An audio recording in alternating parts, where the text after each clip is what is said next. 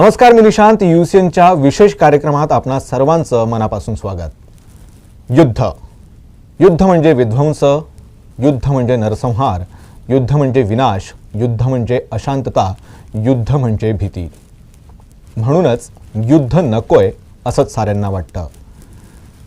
जगभरात शांतता राहावी, शांतता प्रस्थापित व्हावी यासाठीच आपण प्रयत्न करत असतो. 19व्या शतकात झालेली युद्धे आपण पाहिलेली आहेत आणि आज 20व्या शतकात असताना देखील एका महायुद्धाच्या तोंडावर आपण आहोत असंच काहीसं वाटतंय. रशिया आणि युक्रेन या दोन देशांमध्ये युद्धजन्य स्थिती निर्माण झाली आहे आणि या युद्धाचे अनेक परिणाम, पडसाद आपल्याला पाहायला मिळू शकतात. शांतता अबाधित झालेली आहे आणि अनेक प्रश्न निर्माण झालेले आहेत. पण हे युद्ध का होतोय, याचे काय काय आणखी परिणाम होऊ शकतात, या अनेक विषयांवर चर्चा करण्यासाठी आमच्यासोबत आहेत ज्येष्ठ पत्रकार आणि आंतरराष्ट्रीय घडामोडींचे अभ्यासक विनोद राऊत. मुंबईहून आभासी पद्धतीनं विनोद राऊत आमच्याशी जुळलेले आहेत. सर, आपलं मनापासून स्वागत. सर, मला सांगा, रशिया आणि युक्रेन यांच्यात जी युद्धजन्य स्थिती निर्माण झाली आहे या मागची नेमकी पार्श्वभूमी काय आहे? अनुप, दोन देशामध्ये जवळपास आता युद्धजन्य म्हणता येणार पण युद्धालाच तोंड फुटलंय. 2 आठवड्यापासून युद्ध सुरू आहे. याचे खूप असे, याचं जर बॅकग्राऊंड मध्ये जायचं झालं तर आपल्याला दुसऱ्या महायुद्धापासून पर्यंत जावं लागेल. दुसऱ्या महायुद्धानंतर एक सिक्युरिटी अरेंजमेंट होती युरोपची. त्याच्यामध्ये काही जे देश होते, एक वार्सा पॅक्ट होता, झाला 2-4 करार झाले होते. काही जे देश होते ते देश अमेरिकेच्या म्हणजे भांडवलशाहीच्या ताब्यात होते, म्हणजे अमेरिकेच्या प्रभावाखाली होते. तर अनेक जे देश आहे, म्हणजे आज आपण बघतो लॅटव्हिया, रोमानिया, पोलंड, हे सगळे जे होते, चेकोस्लोवाकिया, हे सगळे जे देश, अगदी जर्मनी, त्यावेळेस पूर्व जर्मनी आणि पश्चिम जर्मनी असं जर्मनीची विभागणी झाली होती. पूर्व जर्मनी हा रशियाच्या ताब्यात होता. तेव्हा सोव्हिएत रशिया हा एक महासत्ता होता. जगामध्ये 2च महासत्ता होत्या त्यावेळी, एक रशिया म्हणजे सोव्हिएत महासंघ आणि अमेरिका. तर युरोपची अशी फाळणी झाली होती. युरोपमध्ये काही देश कम्युनिस्ट होते, म्हणजे रशियाच्या ताब्यात होते, आणि काही देश जे होते ते अमेरिकेच्या वर्चस्वाखाली होते. तिथे भांडवलशाही होते, ते कम्युनिझम होतं. तर 1991 मध्ये जेव्हा सोव्हिएट रशियाचं विघटन झालं त्यावेळी रशिया कमजोर झाला, कारण रशियातले अनेक देश आहेत जे स्वतंत्र झाले, फुटून निघाले. त्यामध्ये युक्रेन हा पण देश होता. युक्रेन आणि रशिया हे 1922 मध्ये रशियन फेडरेशन मध्ये दोघेही फाउंडर मेंबर्स होते. त्यानंतर जेव्हा विघटन झालं तेव्हा अनेक देशांनी जे स्वतःला स्वतंत्र घोषित केलं, त्याच्यामध्ये युक्रेनचा पण सहभाग होता. तर अशा रीतीनं रशिया कमकुवत झाला, कारण रशियाकडे ती आर्थिक जी आणीबाणी झाली होती, त्यामुळे सोव्हिएत रशिया फुटला होता. ते झाल्यानंतर तिथे जो मेन प्लेअर होता, पॉवर प्लेअर, तो अमेरिका होता युरोपमध्ये.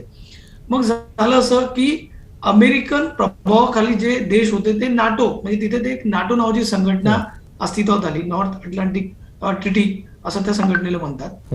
ती संघटना अस्तित्वात आली होती आणि अमेरिकेच्या प्रभावाखाली असलेल्या अनेक देशांनी त्या संघटनेचं सदस्यत्व स्वीकारायला सुरुवात केली होती. तिकडे रशिया कमकुवत झाला होता, पण रशियाच्या बाजूला एक लक्षात ठेवलं पाहिजे, आपण रशियाचा जर मॅप बघितला तर युक्रेन जो आहे हा देश रशियाच्या पुढे, आणि तो युरोप आणि रशिया याच्या मध्ये देश आहे तो युक्रेन. रशिया आणि तो युरोपशी थेट संबंध येत नाही रशियाचा. त्यामुळे रशियाचं त्यावेळी पण म्हणणं होतं 1990 पासनं की तुम्ही हे जे नाटो नावाची जी संघटना आहे त्याचा विस्तार रशियाच्या सीमेपर्यंत येऊ देऊ नका, म्हणजे आमच्या दरवाजापर्यंत तुम्ही येऊ देऊ नका. त्यासाठी त्यांचं असं म्हणणं होतं की बाजूला जो देश आहे युक्रेननी न्यूट्रल राहायला पाहिजे. युक्रेन या देशांनी नाटोमध्ये जायला नको. आता नाटो देश म्हणजे काय, नाटो म्हणजे काय, नाटो ही एक लष्करी ऑर्गनायझेशन आहे. त्याचा जो मेन आहे म्हणजे बॉस आहे तो अमेरिका आहे, आणि त्याच्यामध्ये छोटे मोठे असे युरोपमधले जर्मनीपासून तर फ्रान्सपर्यंत 30 देश आहेत. याचा अर्थ असा असतो की प्रत्येक नाटो जो सदस्य असतो त्याच्या देशात, त्याच्या सीमेवरती अमेरिकेचे जे शस्त्र असतात, अगदी न्यूक्लिअर आर्सेनल पासून तर मिसाईल, त्या तैनात असतात. त्यांच्या करारानुसार नाटोच्या एका एका देशावरती जर हल्ला झाला तो संपूर्ण नाटोवरती हल्ला समजला जातो. म्हणजे नाटोचे जे सदस्य आहे ते रशियाच्या आक्रमणापासून किंवा रशियाच्या जर संभाव्य काही आक्रमण झालं त्याच्यापासून ते सुरक्षित आहेत. युक्रेनला सुद्धा नाटोमध्ये यायचं होतं. एक लक्षात घेतलं पाहिजे 1994 पर्यंत आणि 2014 पर्यंत मला युक्रेनमध्ये जोही कोणी सत्ताधारी असायचा तो रशियाचा अंकित असायचा. म्हणजे रशियाला जो ओके आहे, गुडविल आहे तो तिथे असायचा. पण 1994 पासून तर 2014 मध्ये परिस्थिती युक्रेनमध्ये बदलली. युक्रेनमध्ये जे सरकार आलं नवीन, ते आता जे आले झेलेन्स्की नावाचे, त्यांचं असं मत होतं की युक्रेननी आता नाटोमध्ये सहभागी झालं पाहिजे, कारण त्यांना प्रचंड रशियाची भीती वाटत होती. ज्या दिवशी 2014 मध्ये रशियन समर्थित जे युक्रेनचे राष्ट्रपती होते त्यांचं सरकार पाडलं आणि झेलेन्स्की सत्तेवर आले, त्याच दिवशी 2014 मध्ये पुतीननी क्रिमिया नावाचा जो ब्लॅक सी ला लागून असलेला प्रांत आहे तो ताब्यात घेतला. त्यानंतर आजूबाजूचे 2 जे प्रांत होते तिथे रशियन स्पीकिंग लोक जास्त आहे. जी रशियन भाषा बोलतात रशियाचे ते 30% पेक्षा जास्त आहे आणि तिथं गृहयुद्ध सुरू झालं. हे सगळं आतमध्ये सगळं हे धुमसत होतं आणि तरी रशियाचा कन्सर्न जो होता तो अनेक वर्षापासून हाच होता की तुम्ही नाटोला आमच्या सीमेपर्यंत आणू नका, आमच्या रशियाच्या सीमा सुरक्षित ठेवा, युक्रेनला नाटोमध्ये घेऊ नका. मात्र रशियाला मात देण्यासाठी अमेरिकेनं नाटोमध्ये आम्ही घेऊ असं त्यांना आश्वासन दिलं आणि तिथेच प्रॉब्लेम झाला. आणि जेव्हा हे सगळं जो झुकाव आहे झेलेन्स्की याच्यानंतर जो युक्रेनचा झुकाव आहे तो नाटोकडे खूप जास्त झाला, अगदी रशियाच्या विरुद्ध झाले. त्यामुळे शेवटी जर तो नाटोमध्ये जर गेला तर रशियाला त्याच्यावरती आक्रमण करणं शक्य नाही, कारण नाटोच्या एका देशावरती आक्रमण म्हणजे संपूर्ण नाटोवरती आक्रमण. म्हणून रशियाने तो मानला नाही. त्यामुळे रशियाने त्याला आता जो आहे तो त्यांच्यावरती रशियाने अटॅक केलाय. जवळपास 2 आठवडे झाले त्यांचं तेच म्हणणं आहे की तुम्ही आमच्या जे सिक्युरिटी कन्सर्न आहे तो तुम्ही मान्य करा, युक्रेनला न्यूट्रल स्टेट ठेवा. मात्र ते केलं नाही. त्यामुळे आज युक्रेनवरती रशियाने आक्रमण केलेलं आहे. अत्यंत घनघोर लढाई सुरू आहे. अनेक जे महत्वाचे शहर आहेत युक्रेनचे, कीव म्हणा, खार्किव म्हणा, याच्यामध्ये आता सध्या स्ट्रीट फायटिंग सुरू आहे जोरदार आणि युक्रेन हा एक उद्ध्वस्त होण्याच्या दिशेनं चाललेला आहे. युक्रेनचं प्रचंड नुकसान होत आहे. नक्कीच सर, जसं गेल्या काही दिवसांपासून 2 आठवड्यांपासून हे युद्ध सुरू आहे आणि दररोज वेगानं घडामोडी घडत आहेत, तर सध्या नेमकी काय स्थिती आहे युक्रेनमध्ये? सध्याची परिस्थिती अशी आहे की युक्रेनचे जे राष्ट्राध्यक्ष आहे झेलेन्स्की त्यांना प्रचंड पाठिंबा आलाय. ज्या दिवसापासून रशियाने युद्ध पुकारलंय आपल्या सैन्य तिथे बोलला. पण एक लक्षात ठेवलं पाहिजे, पुतीन हे युद्ध पुकारलं असं बोलत नाही. पुतीनचा आधी शब्द असा आहे की तिकडचे जे 2 प्रांत आहे क्रिमियाच्या बाजूला लागून, एक डोनेट्स्क आणि लुहान्स्क, तिथे रशियन बोलणारे रशियन वंशाचे जे लोक आहेत ते जास्त आहेत, म्हणजे 35% पेक्षा जास्त आहेत. तर त्या पुतीननी काय केलं, सर्वप्रथम जवळपास 2 महिन्यापासून 1.5 लाख सैन्य आणि सगळं शस्त्रास्त्र त्यांनी सीमेवर आणून ठेवलं होतं युक्रेनच्या पूर्व भागाच्या पूर्व सीमेवरती युक्रेनच्या. आणि त्यानंतर जेव्हा त्यांनी टेक्निकल असं सांगितलं की हे मिलिटरी मिशन आहे, कारण जे 2 प्रांत आहे तिथे जे रशियन स्पीकिंग लोक आहेत त्यांच्यावरती अत्याचार सुरू आहे, त्यांचं जिनोसाइड सुरू आहे आणि त्यांना समाप्त करण्याचा सगळ्या युक्रेनचा प्रयत्न आहे. त्यामुळे त्यांनी एक स्पेशल मिलिटरी ऑपरेशन सांगितलं. ते 2 राज्य त्यांना स्वतंत्र घोषित केलं आणि त्यांना सेफगार्ड करण्यासाठी, रशियन लोकांना सेफगार्ड करण्यासाठी त्यांनी ती मिलिटरी पाठवलं आहे. म्हणजे आपण युद्ध म्हटलं तर रशियन म्हणजे पुतीन एका शब्दाने त्याला युद्ध म्हणत नाही, ते स्पेशल मिलिटरी ऑपरेशन असं म्हणतात. मात्र जेव्हा त्यांनी मिलिटरी पूर्ण लाखाच्या वर जेव्हा आतमध्ये प्रवेश केला, बघा रशियाने 3 बाजूने आक्रमण केलं. एक ब्लॅक सी आहे म्हणजे क्रिमिया, तिथून सैन्य घुसवलं. पूर्व भाग जो रशियाचा बाजूला लागून आहे तिथून सैन्य आलं आणि बेलारुस जो रशियाचा खूप चांगला आलाही आहे, चांगला मित्र राष्ट्र आहे, तिथून सुद्धा 30,000 सैन्य इकडून आलं. म्हणजे 3 भागावरनं जवळपास सैन्य घुसलेलं आहे. घनघोर लढाई आहे. पहिला आठवडा हा युक्रेनच्या सैनिकांनी बऱ्यापैकी प्रतिकार केला. पण आपण एक लक्षात घेतलं पाहिजे की रशियन मिलिटरी पॉवर हा सुपेरियर आहे. म्हणतात की जगामध्ये 2 लष्कर असे आहेत की जे सैन्य युद्धासाठी कायम सिद्ध असतात. आणि त्यांना युद्धाचा प्रचंड अनुभव आहे. अनुभव आहे. त्याच्यामध्ये अमेरिका आहे.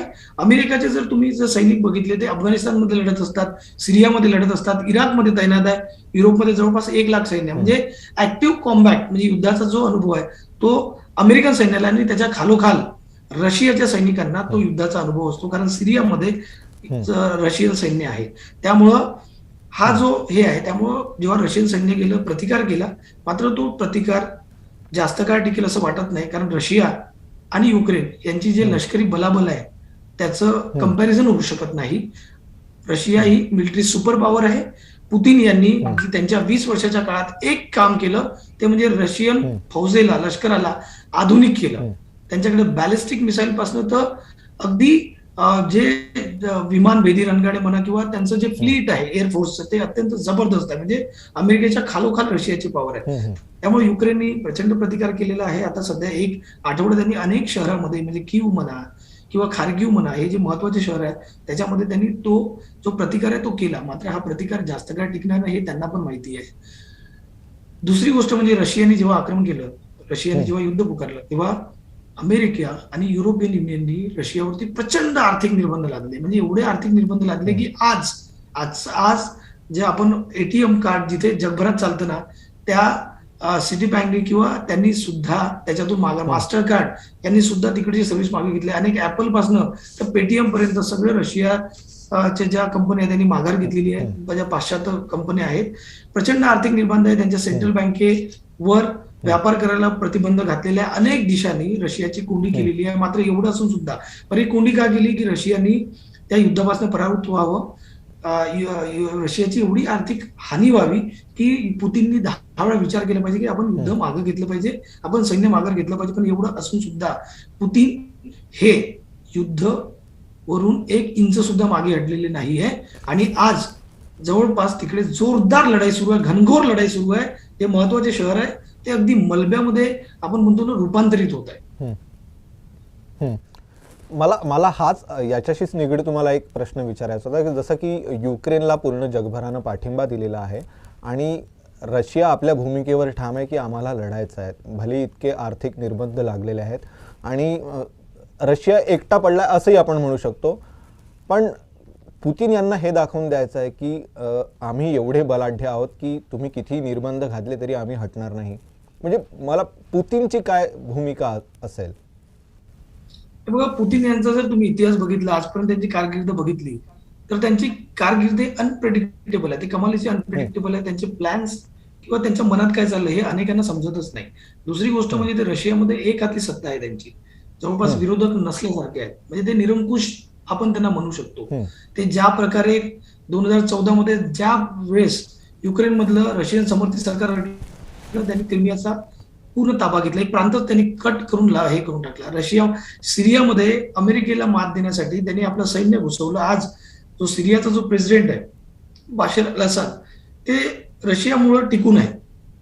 तर रशिया हे अनप्रेडिक्टेबल. आणि पुतीन यांचा नेहमीचा कन्सर्न होता की तुम्ही नॅटोच्या ज्या फौजा आहेत किंवा नॅटो जे आहे ते आमच्या सीमेपर्यंत आणू नका. दुसरी गोष्ट, त्यांना कॉन्स्टंट म्हणजे ते असे म्हटलं जातं त्यांच्या बाबतीत की त्यांना ते सोव्हिएत रशिया जेव्हा एक संघ होता ना, तेव्हा केजीबीचे एजंट्स होते, केजीबीचे अधिकारी होते आणि ते पूर्व जर्मनीमध्ये ते आहेत. असं म्हणतात की बायडन म्हणजे जो बायडन अमेरिकेचे जे राष्ट्राध्यक्ष आहेत आणि रशियाचे जे पुतीन आहेत, हे जे कोल्ड वॉर होतं ना रशिया आणि अमेरिकेमधलं, त्याचं बाय प्रोडक्ट आहे असं म्हटलं जातं दोघांना पण.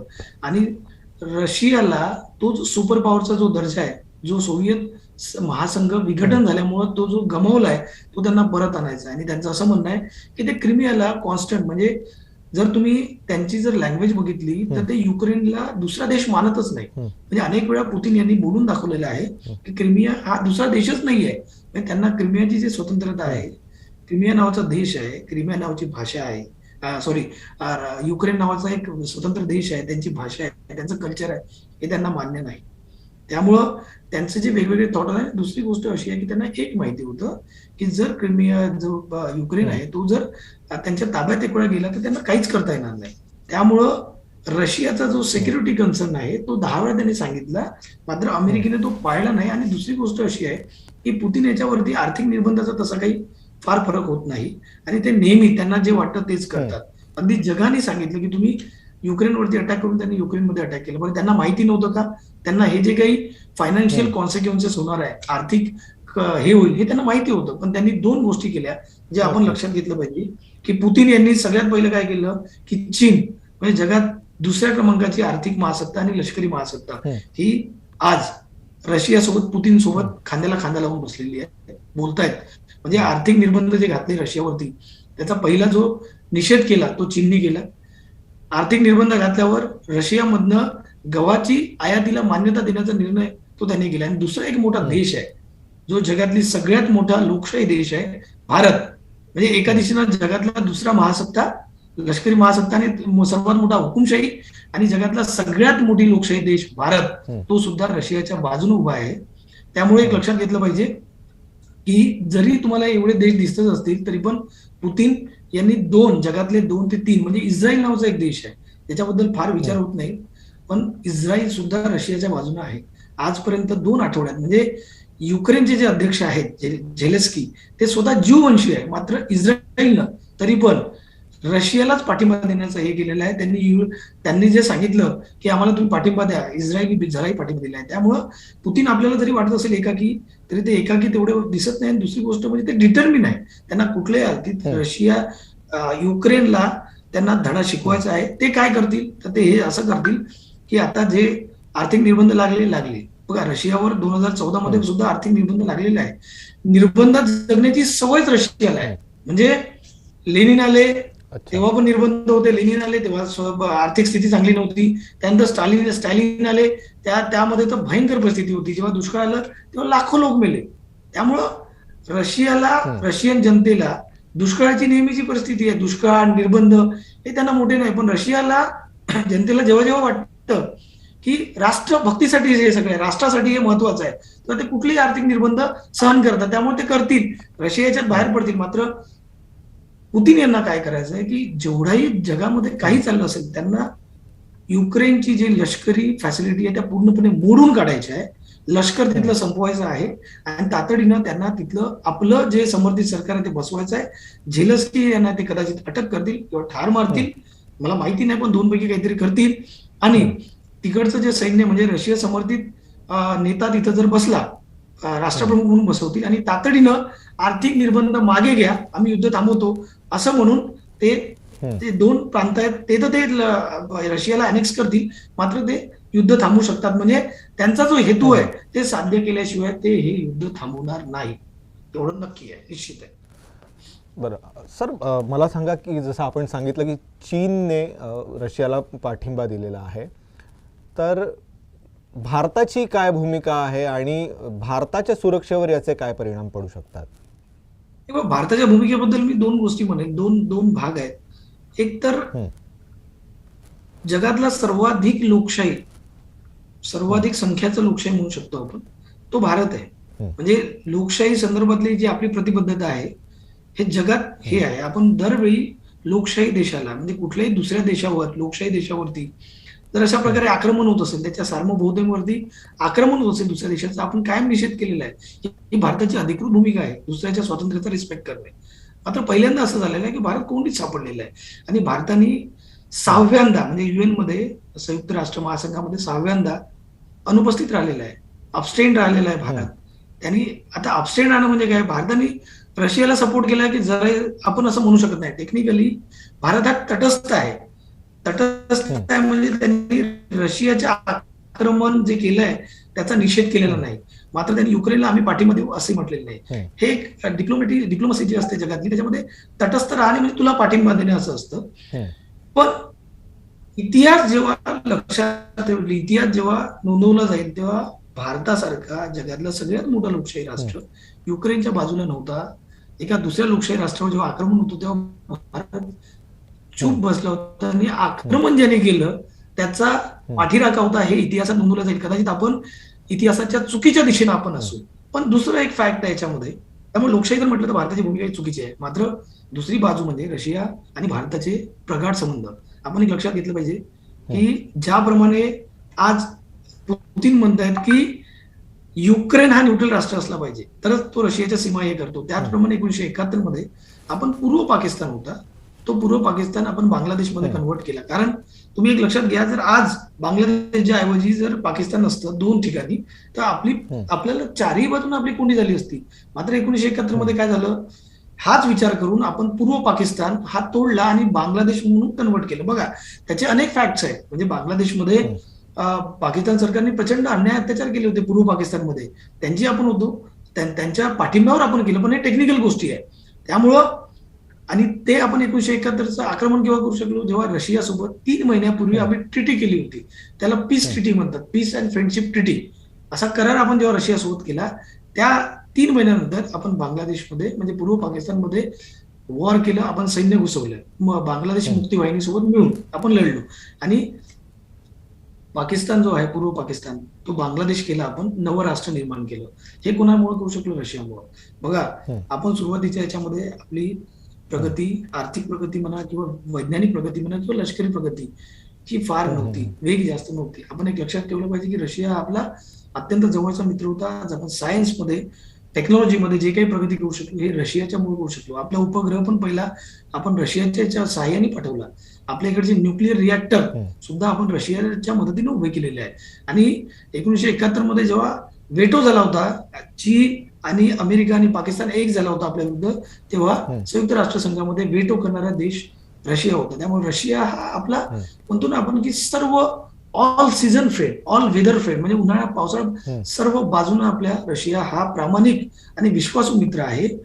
त्याही पलीकडे अजूनही आपलं जे लष्करी इक्विपमेंट्स आहेत, मिलिटरी, हे 70% जे आपले प्लेन असेल, आपलं जे म्हणजे नेव्ही असेल किंवा आपलं विनाशिका म्हणू शकतो, हे सगळं लष्करी 70% जे साहित्य आहे हे रशियाचं आहे. त्यामुळं आपण रशियाची जी मैत्री आपण तोडू शकत नाही. आणि त्याला तिसरा पण अँगल आहे, तो म्हणजे चीनचा अँगल. चीन महासत्ता आहे, दुसऱ्या क्रमांकाची महासत्ता आहे, आर्थिक महासत्ता, आणि ती लष्करी प्रबळ आहे. चीनचा प्रभाव वाढतो आहे. चीनने आपल्याला चारही बाजूने घेरलेलं आहे, अगदी साऊथ एशियामध्ये. अगदी नेपाळपासून जे आपले जे जवळचे मित्र होते ते सुद्धा आता चीनच्या कच्छपी लागले. चीनच्या कच्छपी लागले हा शब्द जर चुकीचा असेल तर प्रभाव वाढला आपण असं म्हणू शकतो. अगदी श्रीलंका, भूतान आणि आपल्या सीमेवरती जे चीनची आगळीक आहे, गलवान झालं, अगदी अरुणाचलमध्ये बॉर्डरवरती त्यांनी जे काही नागरी वसाहती उभ्या केल्या, वस्त्या उभ्या केल्या आहे, त्याच्यामुळं आपल्याला एक लक्षात येऊ शकते की चीन प्रचंड आक्रमक आहे. आणि चीन हा भारताला, त्याच्या वर्चस्वाला धोका असणारा देश चीनच्या सगळ्या कारवाया सुरू आहे. अशा वेळी जर आपण युद्धापर्यंत पोहोचलो किंवा चीनच्या ज्या कारवाया त्या खूप वाढल्या, तर अशा वेळी आपल्याला एक मध्यस्थ देश पाहिजे. तो आपला जो प्रामाणिक आणि मध्यस्थ देश आहे तो रशिया आहे. रशियाने यापूर्वी पण अनेक याच्यामध्ये आपल्या मध्यस्थी केलेली आहे आणि रशियाचा प्रभाव फक्त रशिया हा मदत करेल असं आपल्याला वाटतं. आणि जर अमेरिकेचा बद्दल विचार केला तर अमेरिकेने तर आता युक्रेनलाच वाऱ्यावर सोडलेलं आहे. म्हणजे युक्रेन, अजून एक महत्वाची फॅक्ट तुम्हाला सांगू इच्छितो, युक्रेन हा 1991 पर्यंत अण्वस्त्र संपन्न देश होता. म्हणजे रशियाची 5000 न्यूक्लिअर वॉरहेड होती, छोटे छोटे अण्वस्त्र होते, ते युक्रेनमध्ये ठेवले होते. अगदी आपण चर्नोबिल नावाचा एक जो म्हणतो ना की जो डिझास्टर झाला होता, अणुप्रकल्प फुटला होता, त्याच्यातून रेडिएशन झाले होते, तो सुद्धा युक्रेनमध्ये आहे. मात्र 1991 मध्ये एक ट्रिटी झाली होती ज्याच्यात अमेरिका, इंग्लंड, फ्रान्स आणि रशिया असे 4 देश होते. त्याला एक बुडापेस्ट नावाचं एक ट्रिटी म्हणतात. त्या ट्रिटीनुसार, त्या ट्रिटीला मान्य करून युक्रेनने सगळेच्या सगळे अण्वस्त्र रशियाला दिले होते आणि मोबदल्यामध्ये युक्रेनवरती कधीच हल्ला होणार नाही याची गॅरंटी घेतली होती. मात्र आज बघा, त्याच्या युक्रेनवरच्या हल्ला जर झाला तर त्याला संरक्षणाची जबाबदारी सुद्धा फ्रान्स, ब्रिटन आणि अमेरिकेने घेतली होती. पण बघा, आज रशियानेच आक्रमण केलंय आणि तिन्ही लोक त्याच्यात नाहीये. त्यामुळं आपला जो कन्सर्न आहे तो असाच काही आहे. अमेरिका किती पाठिंबा देईल काही सांगता येत नाही, कारण अमेरिकेचं धोरण हे बोलण्याचं असतं पण प्रत्यक्ष तो खांद्याला खांदा देऊन लढत नाही. अफगाणिस्तानमध्ये काय झालं ते आपण बघतोय. अफगाणिस्तानमध्ये अमेरिकेने जे फौजा परत घेतल्या त्याचे दुष्परिणाम आपण पश्चिम सीमेवरती भोगतोय. त्याचप्रमाणे आपला हा लॉंग टाइम आहे की चीन सोबत जर आपलं काही झालं तर मध्यस्थी आपल्याला रशिया पाहिजे. हे 2-4 फॅक्टर आहे. त्या फॅक्टरमुळं आपण रशियासोबत अजूनही मैत्री ठेवू नये आणि रशियाचा आपण अप्रत्यक्ष पाठिंबा देतो. नक्कीच सर, एक सामान्य नागरिक म्हणून नागरिकांना चिंता असते की अनेक भारतीय नागरिक आणि विद्यार्थी तिथे अडकलेले आहेत. तर त्या विद्यार्थ्यांना पुन्हा भारतात आणण्यासाठी भारत सरकारचे काय प्रयत्न सुरू आहेत, ते पुरेसे आहेत का? त्याच्या परिस्थितीमध्ये भारताने जवळपास 14,000 जे स्टुडंट्स आहेत विविध शहरामध्ये अडकलेले ते आणलेले आहेत. मात्र एक लक्षात घेतलं पाहिजे की दोन जे शहर आहेत खार्किव कीव आणि अजून एक शहर आहे तिथे सर्वात जास्त विद्यार्थी आपले अडकलेले आहेत, अजूनही काही अडकले. आणि दुसरी गोष्ट म्हणजे भारताचं इव्हॅक्युएशन सुरू आहे ते काही आतमध्ये जाऊन नाहीये. म्हणजे भारताचे जे दूतावासचे अधिकारी आहेत ते काही जिथे युद्ध आहे तिथे जात नाहीत. ते सांगतायत ऍडवायझरी की तुम्ही एक काम करा, युद्धबंदी आहे किंवा काही वेळेसाठी तुम्ही तिथून बाहेर पडा आणि सीमेपर्यंत या. रोमानियाच्या सीमेवरनं जेव्हा हे विद्यार्थी सुरक्षित येतात तिथपर्यंत, म्हणजे 1200 किलोमीटरचा तो भाग आहे जवळपास तो झाल्यानंतर मग रोमानियामधनं आपले जे अधिकारी आहे, आपले जे मंत्री आहेत ते रोमानियामध्ये बसलेले आहेत, काही पोलंडमध्ये आहे जे युक्रेनच्या सीमेवर लागून आहे. तिथं जेव्हा आपले विद्यार्थी येतात तेव्हा आपण मग बुखारेस्ट तिकडच्या जे विमानतळ आहे तिथून आपण त्यांना करतो. पण पुरेसे प्रयत्न आहे असं म्हणता येईल. मात्र हे प्रयत्न फार पूर्वीपासून सुरू व्हायला पाहिजे. आपले इनपुट्स फेल्युअर झाले त्यामुळे आपल्याला डिले झाला प्रचंड. आणि आज असं आहे की खार्किव आणि क्यू मध्ये जवळपास 5,000 ते 7,000 जे स्टुडंट आहेत ते अशा रीतीने बसलेले की तुम्ही त्यांना बाहेर काढू शकत नाही. कारण ते जर बाहेर पडले तर आपण लक्षात घेतलं गेल्या वेळी खार्किव मध्ये मुलगा एक बाहेर पडला आपला विद्यार्थी, त्याला गोळ्या लागल्या. आता क्रॉस फायर मध्ये मरण्याची दाट शक्यता आहे. त्यामुळे आता जे अडकलेले जे आहेत त्यांचा बचाव करणं किंवा त्यांना बाहेर काढणं, बंकर बाहेर पडणंच कठीण आहे. कारण तुंबळ युद्ध सुरू आहे, अगदी स्ट्रीट फाईट सुरू आहे. आणि हे जे शहरात आहे हे रशियन फौजा खूप आतमध्ये शिरत आहेत आणि आता जोराचं युद्ध फुटलेलं आहे. त्यामुळे अशा याच्यामध्ये आपले जे स्टुडंट आहेत ते बाहेर पडणं आणि त्यांना इव्हॅक्युएट करणं प्रचंड कठीण आहे. कदाचित याच्यामध्ये आपली जीवितहानी होण्याची दाट शक्यता आहे. त्यामुळं आपण एकच लक्षात घेतलं पाहिजे की या विद्यार्थ्यांना तिथंच सेफगार्ड कसं करता येईल, तिकडच्या एम्बॅसीमध्ये कसं ठेवता येईल हे आपल्याला बघावं लागेल. मात्र सध्या जे काही जे आपले काही स्टुडंट्स आहेत जिथं काही तोंड फुटलेलं भयंकर, तिथून बाहेर काढणं जरा कठीण होईल असं मला वाटतं. नक्कीच वेळ थोडा कमी आहे. एक मला शेवटचा माझा प्रश्न असा की आपण 2 महायुद्धे पाहिलेली आहेत, जागतिक महायुद्धे.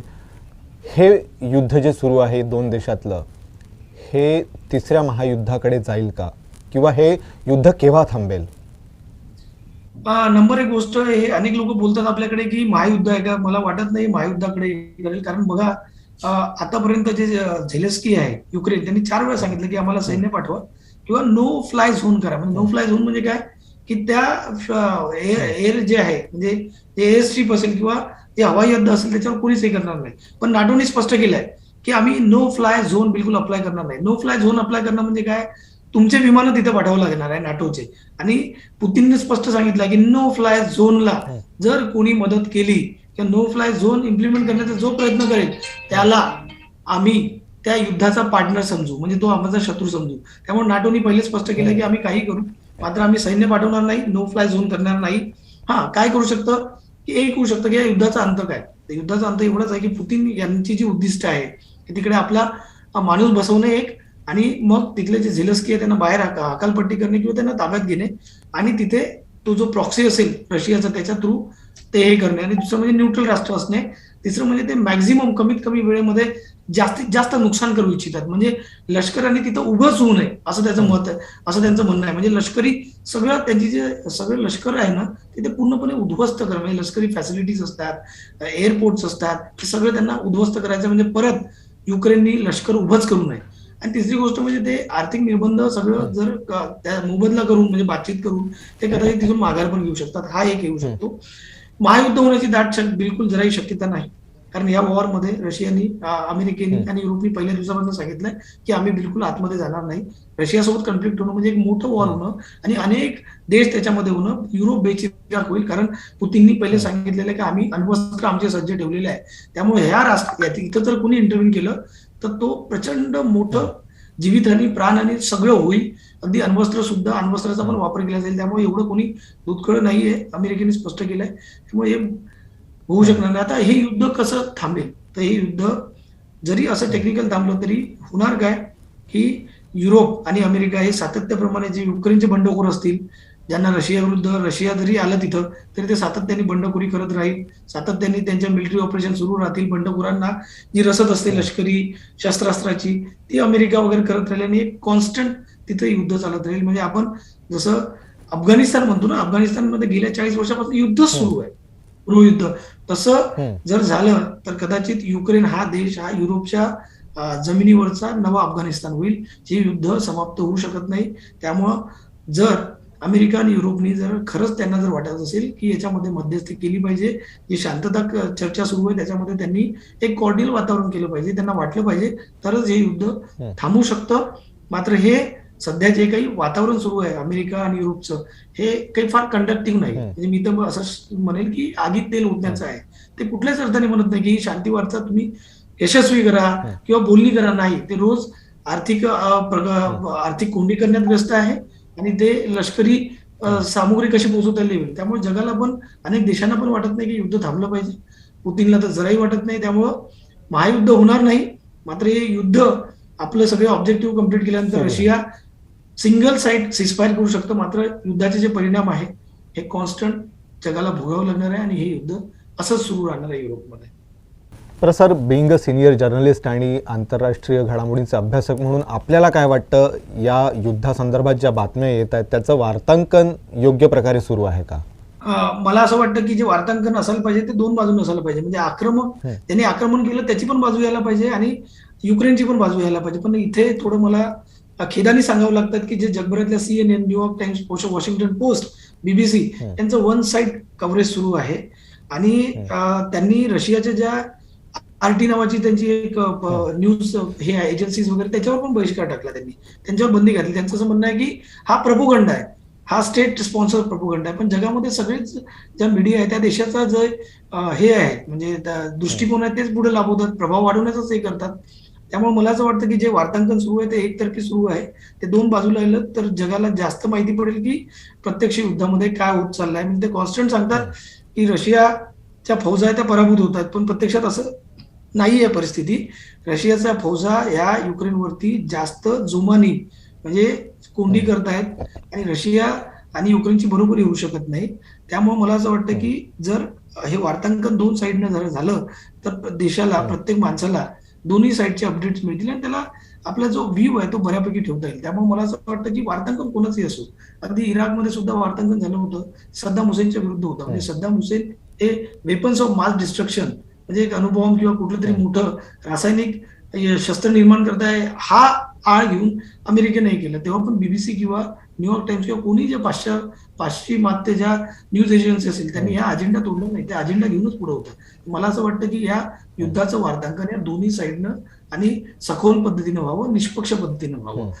रशिया आणि युक्रेन यांच्यातील युद्ध सध्या काही संपण्याची चिन्ह नाही आहेत आणि या युद्धाचे अनेक प्रतिकूल परिणाम जगभरावर पाहायला मिळणार आहेत. हा विषय फार मोठा आहे. आंतरराष्ट्रीय घडामोडींचे अभ्यासक विनोद राऊत यांनी या एकूण परिस्थिती संदर्भात जी माहिती दिलेली आहे ती महत्त्वाची आहे. अनेक विषय त्यांनी अगदी सहजपणे सोप्या भाषेत समजावून सांगितलेले आहेत. विनोद राऊत सर, आपण वेळात वेळ काढून आम्हाला ही मुलाखत दिली त्यासाठी आपले मनापासून धन्यवाद. तर प्रेक्षकांनो, या कार्यक्रमात बस इतकंच. नमस्कार.